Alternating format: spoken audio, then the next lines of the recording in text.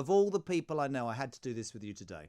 A big deep breath, people. This is what's happening to our world. Kent University are promoting woke conformism, and they have told every student to complete a diversity course. Now, from the article, listen to this. Wearing second-hand clothes blamed on the bad morals of race is an example of white privilege. Students have been told in a compulsory diversity course. The University of Content has instructed every student to complete the 4-hour mandatory module covering topics such as white privilege, microaggressions and pronouns. Expect, Respect and Seen by the Telegraph. It includes a white privilege quiz where participants are asked to pick which of 13 options are societal benefits allegedly enjoyed by white people against others. If the student... Oh, God, I'm going to go nuts. If the student ticks all 13, they're awarded a gold star.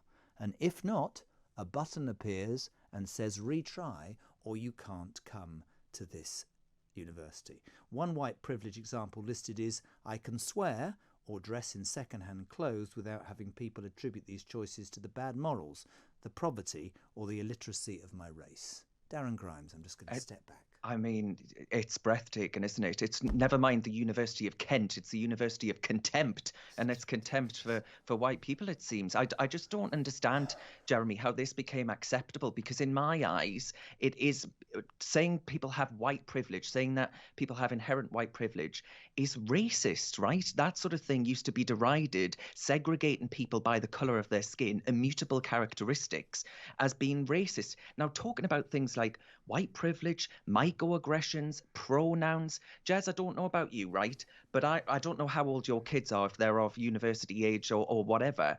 But I think at university, kids should be taught about the world of work, right? They should be taught about the discipline that their tutors are purportedly there to actually teach them in and mould these young people into young adults to go out and contribute something to wider society. Do you know what worries me? And I think as I get older, I'm not softening because I feel really passionate about this, but I get, and I genuinely mean this, I get that there are all sorts of different people with the different opinions, but we are getting to a point in this country where I believe places like Kent University, I believe places like the Labour Party conference, it's become, I don't even know the right way to describe it, the thing to do, to just push another barrier and say, the real things that matter, and I will say it every day I'm sat here, the real things that matter to the people listening to this show right now are, and I tell you, can we get enough petrol? Is Christmas going to be cancelled? Are my lights going to give up?